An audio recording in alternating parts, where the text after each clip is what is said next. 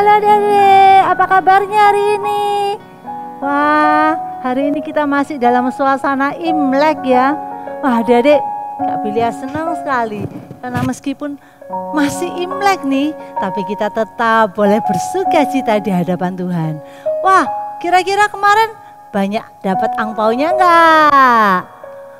Ada yang dapat banyak, ada yang dapat sedikit, ada yang nggak dapat. Kak Billy aja nggak dapat ya.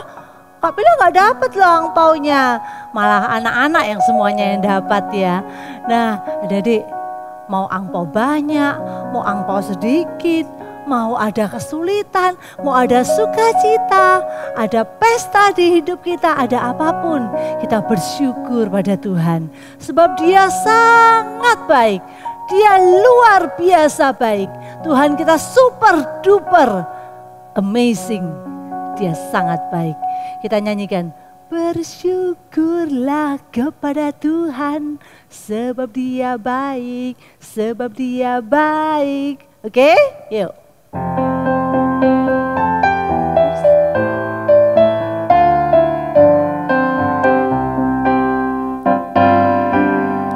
Bersyukurlah kepada Tuhan sebab Dia baik, bahwasanya tuh selamanya kasih setianya. Bersyukurlah kepada Tuhan sebab Dia baik, bahwasanya tuh selamanya kasih setianya. Datanglah ke bait-Nya dengan hati bersyukur, ke dalam pelataran-Nya dengan hati bersuka.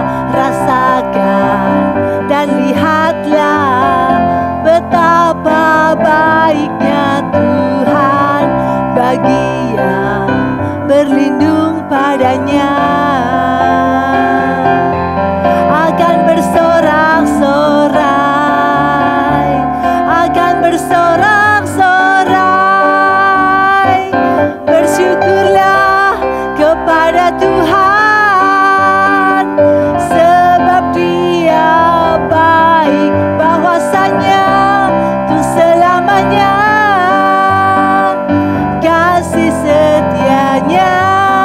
Bersyukurlah kepada Tuhan sebab Dia baik, bahwasanya tuh selamanya kasih setianya. Bahwasanya tuh selamanya, bahwasanya tuh selamanya, bahwasanya tuh selamanya kasih setianya. Bersyukurlah. Adik-adik, ayo kita bersyukur pada Tuhan di dalam doa kita. Tuhan, sungguh kami bersyukur Tuhan, karena Engkau sungguh baik dalam hidup kami. Engkau sangat baik, Engkau amat baik Tuhan. Kami menikmati berkat-berkat Tuhan setiap hari. Sekalipun saat kami mengalami kesulitan, saat kami mengalami kesusahan pun Tuhan tetap baik pada kami. Dan Tuhan selalu menolong kami, memberikan jalan keluar. Tuhan, tolonglah hati kami Tuhan. Hati yang terkadang tidak menyukakan Tuhan. Hati kami yang terkadang tidak kami siapkan untuk melayani Engkau. Ampuni kami ya Tuhan. Tuhan, berbicaralah kepada kami melalui ibadah pada hari ini. Sungguh kami bersyukur untuk ibadah ini. Dalam nama Tuhan Yesus kami sudah berdoa. Amin.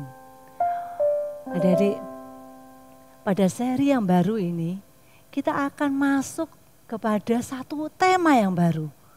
Temanya adalah orang-orang yang ada di sekitar Yesus saat Yesus sudah berada dekat dengan penderitaannya di kayu salib. Yaitu around the cross. kita akan masuk dalam tema Around the Cross. Kak Pilya mau ajak kita menyanyikan sebuah lagu, salibnya, salibnya, selamanya mulia, dosaku disucikan oleh darah Yesus.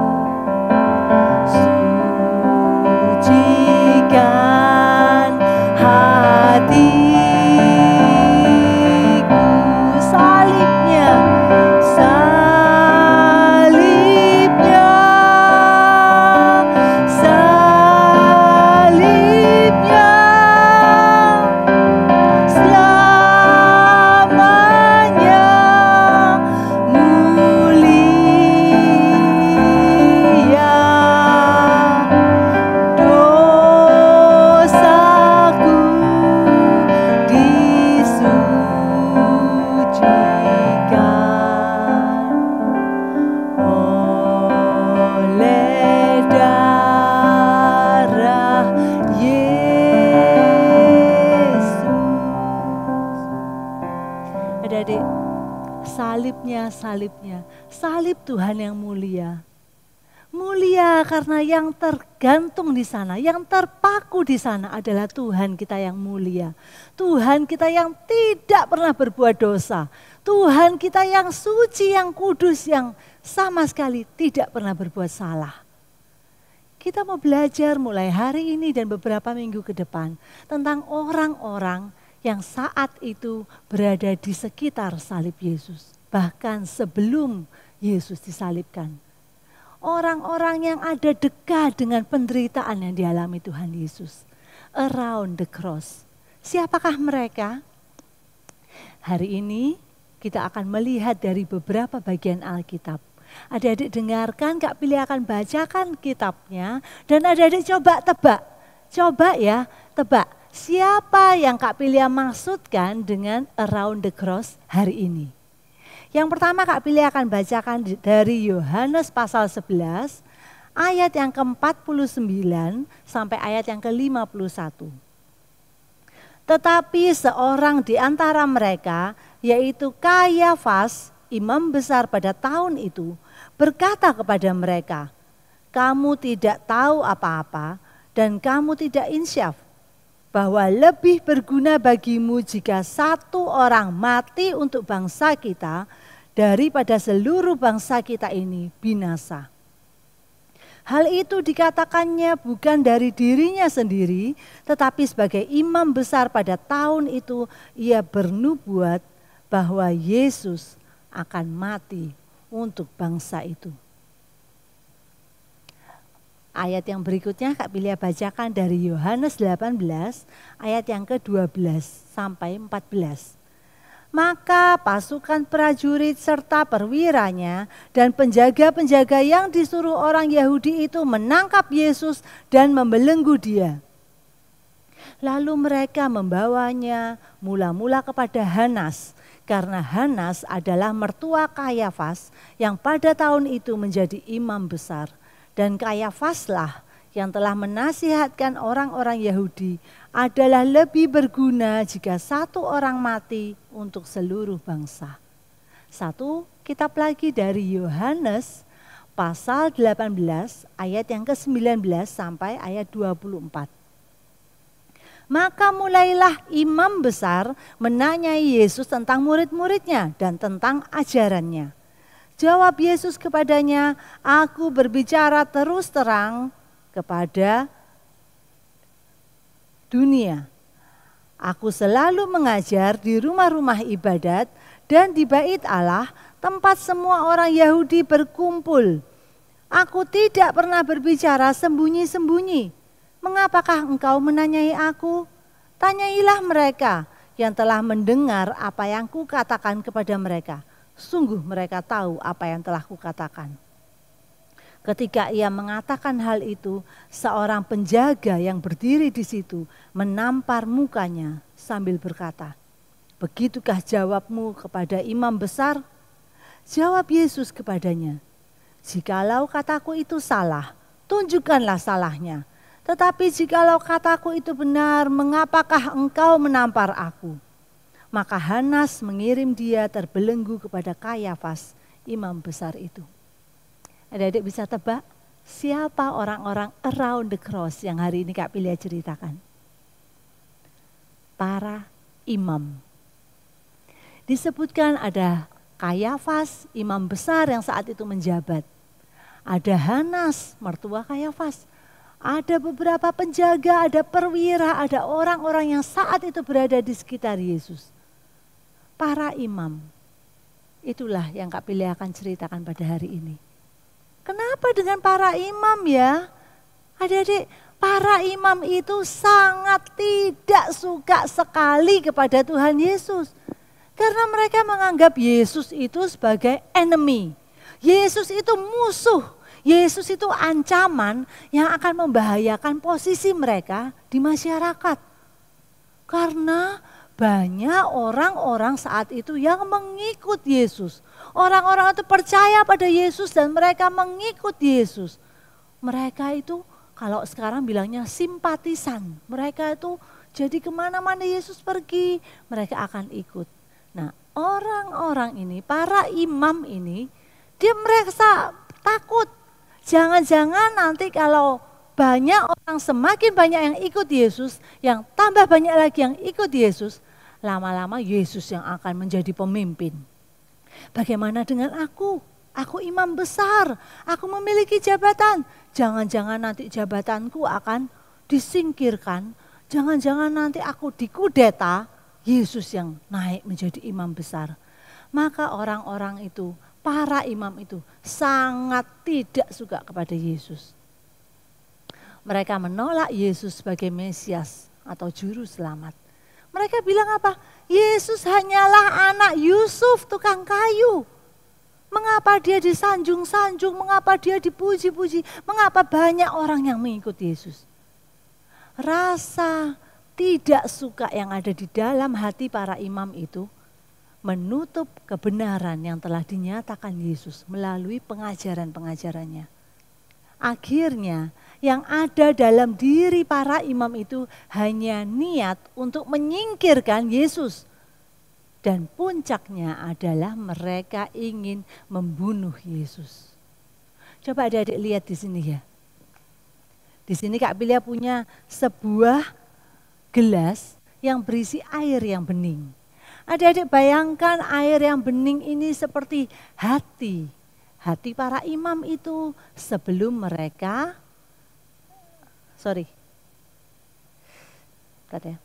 adik-adik bayangkan Adik-adik bayangkan gelas yang berisi air yang bening ini seperti hati kita. Hati yang tulus, hati yang tidak punya niat jahat. Tapi kemudian apa yang terjadi jika hati ini mulai dikotori oleh kebencian?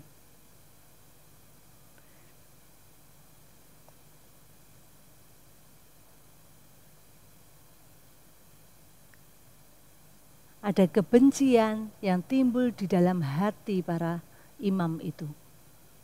Saat itu hati mereka sangat benci pada Yesus. Sehingga kalau adik-adik lihat di gelas ini, air yang tadinya putih, hati yang tadinya tulus menjadi hitam karena bencinya setengah mati.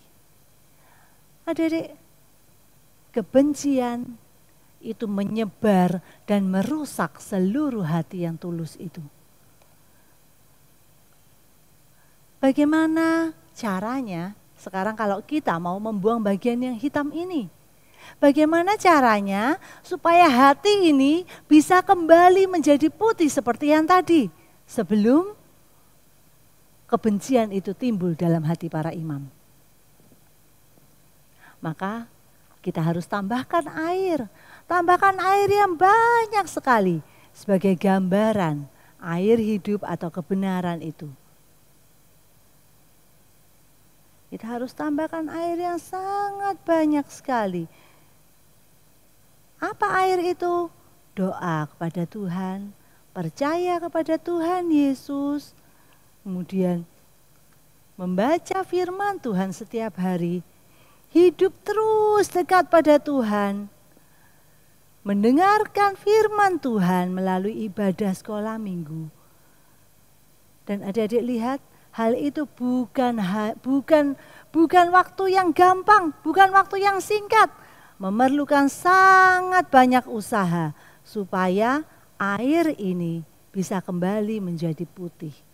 Hanya oleh darah Kristus, hanya oleh anugerah Tuhan Yesus sendiri, hanya oleh kasih Tuhan yang mengalir dalam hati kita sehingga kita boleh menyingkirkan kebencian itu. Hati yang hitam, hati yang penuh dengan kebencian harus diberikan firman Tuhan, diberikan Tuhan Yesus yang terus-menerus berbicara dan dekat pada kita. Terus-menerus setiap saat kita lakukan. Adik-adik, kisah hari ini kisah yang mengerikan ya. Karena kalau kita lihat dari kebencian para imam itu, hanya dari kebencian mereka saja. Apa yang terjadi pada Yesus? Mereka mencari-cari kesalahan Yesus sehingga pada akhirnya Yesus disalibkan. Adik-adik, ada semangat yang menggebu-gebu di dalam hati para imam. Tapi bukan semangat yang baik, bukan semangat yang benar. Tapi semangat itu berasal dari iblis. Mereka membiarkan hati mereka dipenuhi kebencian. Dan akhirnya mereka terus-menerus mencari kesalahan Yesus. Dengan tujuan agar Yesus dihukum mati. Mereka tidak mau melihat kebenaran bahwa Yesus adalah Mesias atau Juru Selamat yang diutus oleh Allah untuk menyelamatkan semua manusia yang berdosa. Adik-adik, saat hati kita dipenuhi dengan kebencian, maka kita akan mencari kesalahannya. Kita tidak akan melihat apa yang benar dari orang ini. Kita akan mulai mencari-cari apa ya kesalahannya ya. Apa ya yang bisa aku tuduhkan kepada dia? Apa yang para imam bisa tuduhkan pada Yesus supaya Yesus dihukum mati? Dan mereka tidak menemukan satu kesalahan pun. Tapi hati yang sudah sangat benci itu kepada Yesus membuat mereka tidak melihat kebenaran lagi. Yesus tetap disalibkan. Di sini Kak Pilia punya sebuah kertas.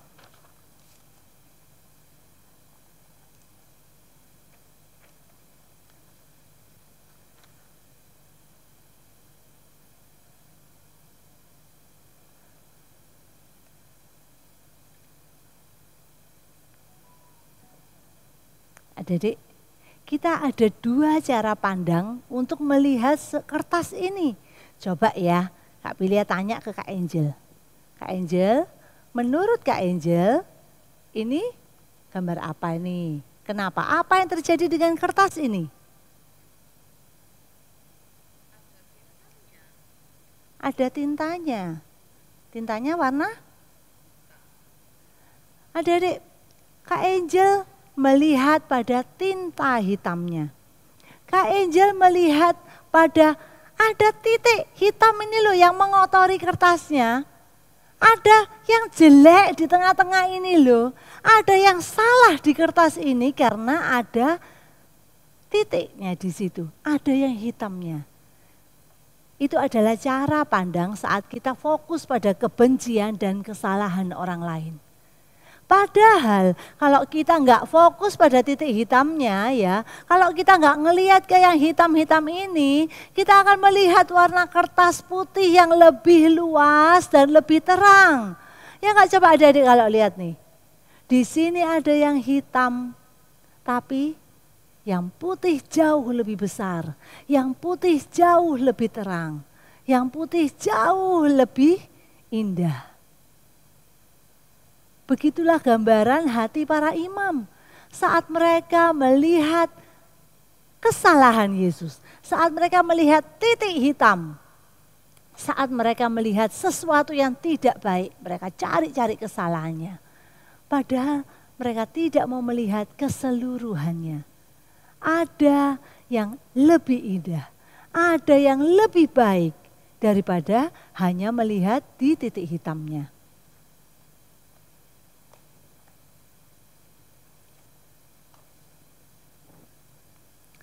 Mari adik-adik, Kak Pilia mau ajak kita lebih memilih melihat sesuatu dengan cara yang kedua.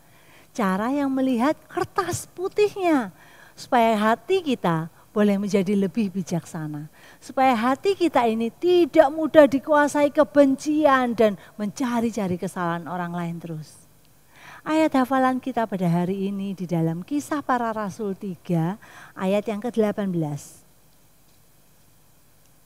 Kisah Para Rasul 3 ayat 18.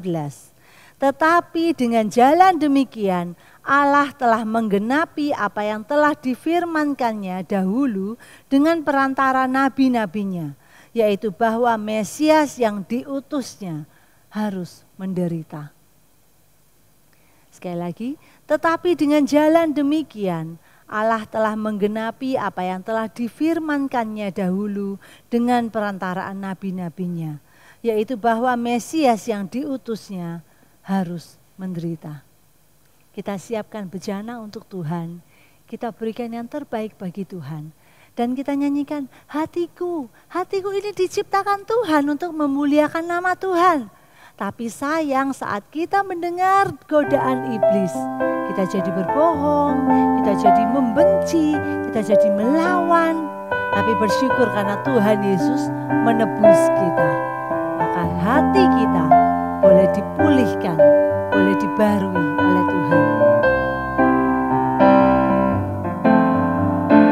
Hatiku diciptakan Tuhan untuk memuliakan namanya, tetapi sayang, sungguh sayang saat iblis datang menggoda, ku jadi suka berbohong, ku jadi suka melawan, ku jadi suka membenci.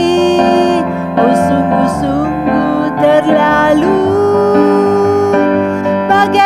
Bagaimana hatiku dipulihkan Tuhan ketika Yesus menebusku.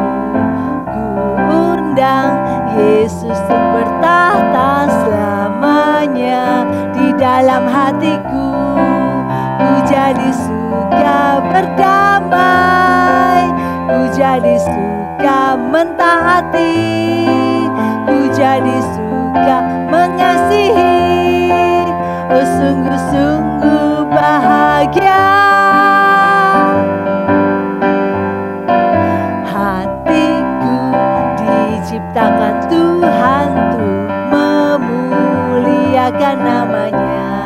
Tetapi sayang, sungguh sayang, saat iblis datang menggoda, ku jadi suka berbohong, ku jadi suka melawan, ku jadi suka membenci. Oh sungguh-sungguh terlalu.